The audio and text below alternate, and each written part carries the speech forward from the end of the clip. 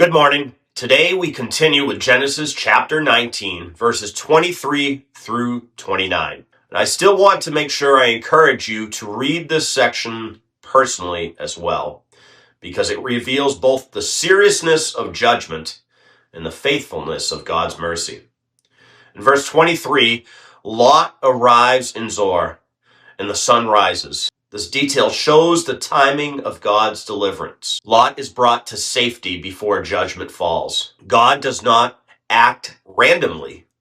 His rescue is deliberate and precise.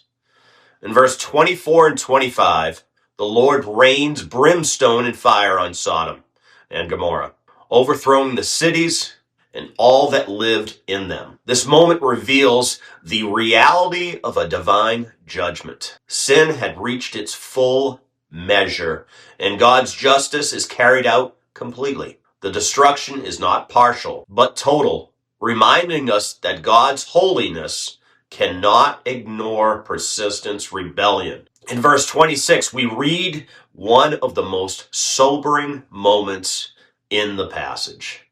Lot's wife looks back and becomes a pillar of salt. This is more than a glance. It reflects a heart still tied to what God was calling her to leave behind. Though she was physically leaving Sodom, her heart remained there. This verse teaches us that partial obedience is not obedience. Deliverance requires trust, not divided loyalty. In verse 27 and 28, Abraham looks toward the city and sees the smoke rising like a furnace.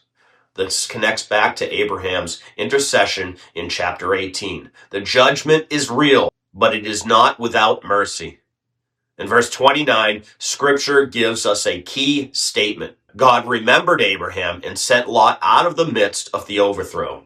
Lot's rescue is connected to God's covenant relationship with Abraham. This shows us that God's mercy operates within his faithful promises. Even when Lot had been weak and hesitant, God did not abandon him. This passage points us, of course, to Christ. Just as Lot was rescued before judgment fell, Jesus Christ rescues believers from the coming judgment of sin.